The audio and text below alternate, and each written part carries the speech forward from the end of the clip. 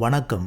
இன்றைய முக்கிய தேனாரம் செய்தித் தலைப்புகளுடன் அனலதீவு கடலில் மிதந்து வந்த மர்மப்பெட்டி, மருதங்கேணியில் சிறுவர் பெண்கள் துஷ்பிரயோக தடுப்பு பணியகம் திறந்து வைப்பு, வடக்கில் கடலட்டை உற்பத்தி அபரிதமான வளர்ச்சி, முல்லைத்தீவில் பறிபோகும் காணிகள், தீவிரமடைந்து கொண்டிருக்கும் சிங்கள குடியேற்றங்கள், சுகாதார நிலையங்களை திறந்து வைத்த செந்தில் தொண்டமான், சுற்றுலா பயணிகளின் வருகை புறக்கணிக்கப்படும் வடக்கும் கிழக்கும். தொடர்கிறது தேனாரம் செய்திகள். அனலதீவு கடலில் மிதந்து வந்த மர்மப்பெட்டி.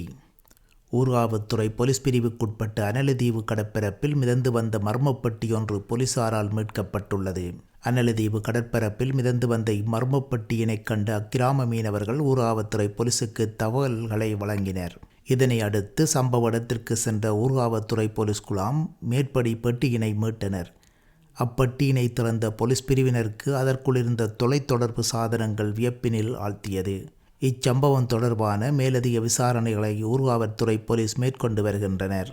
மருதங்கேணியில் திறந்து வைக்கப்பட்ட சிறுவர் பெண்கள் துஷ்பிரயோக தடுப்பு பணியகம்.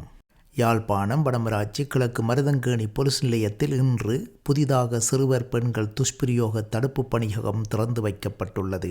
மருதங்கேணி போலீஸ் பொறுப்பு அதிகாரி தலைமையில் இன்று மதியம் 1 மணி அளவில் ஆரம்பமான நிகழ்வில் காங்கேசன்துறை காவல் கண்காணிப்பாளர் MW சந்தானந்த கமகே கலந்து கொண்டு புதிதாக கட்டப்பட்ட சிறுவர் பெண்கள் துஷ்பிரயோக தடுப்பு பணியகத்தை நாடாவட்டி திறந்து வைத்தார். இந்த நிகழ்வில் அச்சுவேலி, தெல்லிப்பளை, வல்வெட்டித்துறை, இளவாலை, நெல்லியடி போலீஸ் பொறுப்பு அதிகாரிகள், வடமராட்சி கிழக்கு கடற்தொழிலாளர் கூட்டுறவு சங்கங்களின் சமாச தலைவர் தங்கரூபன், போலீஸ் பாதுகாப்பு குழுவினர், வடமராட்சி கிழக்கு பிரதேச செயலாளர், கிராம சேவகர்கள், பொதுமக்கள் என பலரும் கலந்து கொண்டனர். வடக்கில் அபரிதமாக வளர்ச்சியடைந்த கடல் அட்டை உற்பத்தி.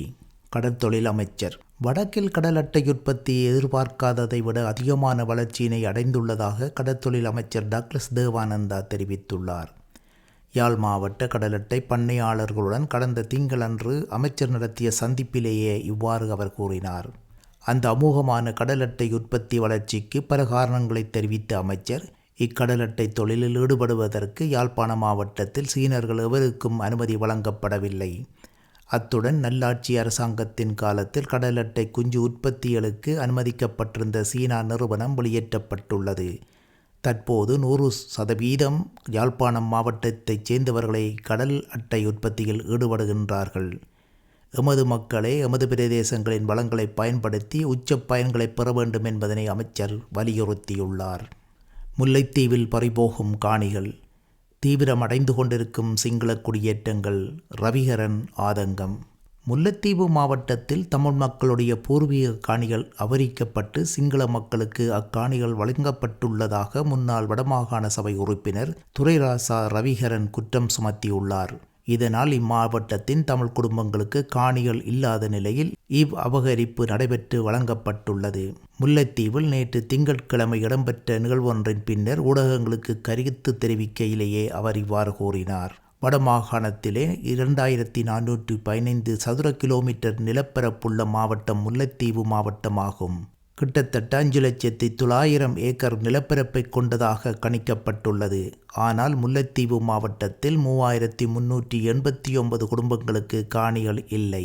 பூர்வீகமான தமிழருக்குரிய மணலாறு என்ற இடமானது வெளியோயாவாக பெயர் மாற்றப்பட்டு அப்பூர்வீக காணிகள் அபகரிக்கப்பட்டு 4,238 சிங்கள குடும்பங்களுக்கு காணிகள் வழங்கப்பட்டு வீட்டு வசதிகளும் ஏற்படுத்தி கொடுக்கப்பட்டுள்ளது. முல்லைத்தீவு மாவட்டத்தில் 47,455 மொத்த குடும்பங்களும் 1,40,931 மக்கள் தொகையும் கணிக்கப்பட்டுள்ளது.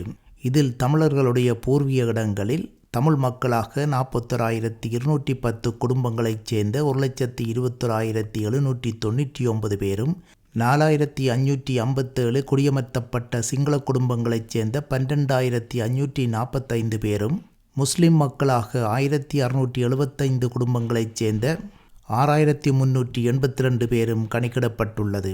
குறிப்பிட்டு கூறக்கூடிய விடயம் என்னவென்றால், தமிழ் மக்களுக்கு சொந்தமாக இருந்த பூர்வீகமான நீர்ப்பாசன குளங்கள் அதனோடு சேர்ந்த காணிகள் அனைத்தும் அபகரிக்கப்பட்டு 4,557 குடும்பங்களில் பல குடும்பங்களுக்கு வழங்கப்பட்டுள்ளன. இதில் ஆமையன்குளம், முந்திரியை குளம், மருச்சுக்கட்டி குளம் ஆகிய குளங்களையும் அதனோடு இணைந்த நிலப்பரப்புகளையும் அபகரித்தே சிங்கள மக்களுக்கு வழங்கி தமிழ் மக்கள் தமது சொந்த நிலங்களையும் குளங்களையும் ஏக்கத்தோடு பார்த்து கொண்டிருக்கும் நிலைமையினை ஆட்சியாளர்கள் கொக்குத்தொடுவாய் கொக்குளாய் கருநாட்டக்கேணி மக்களுக்கு ஏற்படுத்தியுள்ளார்கள் என்பதனை குறிப்பிட விரும்புகிறேன் என்றார். தொடர்கிறது தேனாரத்தின் செய்திகள். சுகாதார நிலையங்களை திறந்து வைத்த செந்தில் தொண்டமான். மூதூர் பெரிய பாலத்தில் 16 மில்லியன் ரூபாய் செலவில் நிர்மாணிக்கப்பட்ட கிராமோதய சுகாதார நிலையத்தையும் திருகோணமலை செல்வநாயகபுரத்தில் 20 மில்லியன் ரூபாய் செலவில் அவசர சிகிச்சை பிரிவையும் கிழக்கு மாகாண ஆளுநர் செந்தில் தொண்டமான் திறந்து வைத்ததுடன் மக்கள் பாவனைக்காக கையளித்தார்.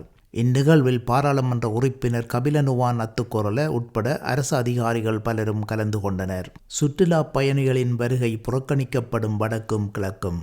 சுற்றுலா பயணிகளின் வருகை வடக்கிலும் கிழக்கிலும் குறைவாக இருக்கின்றது.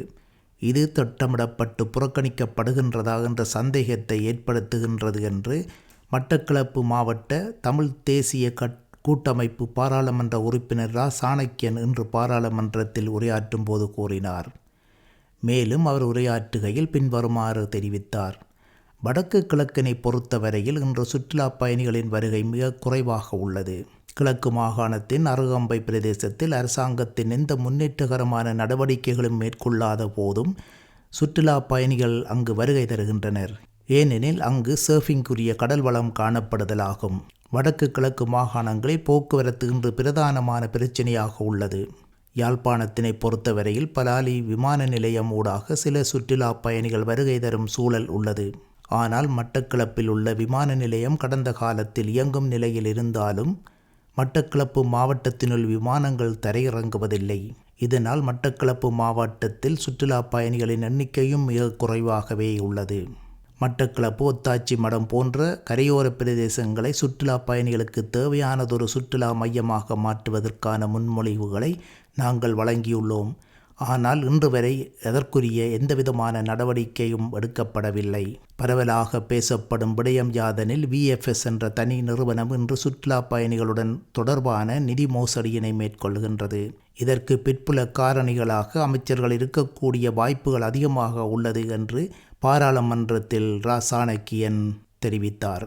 இத்துடன் தேனாரம் செய்திகள் நிறைவு பெறுகின்றன. வணக்கம்.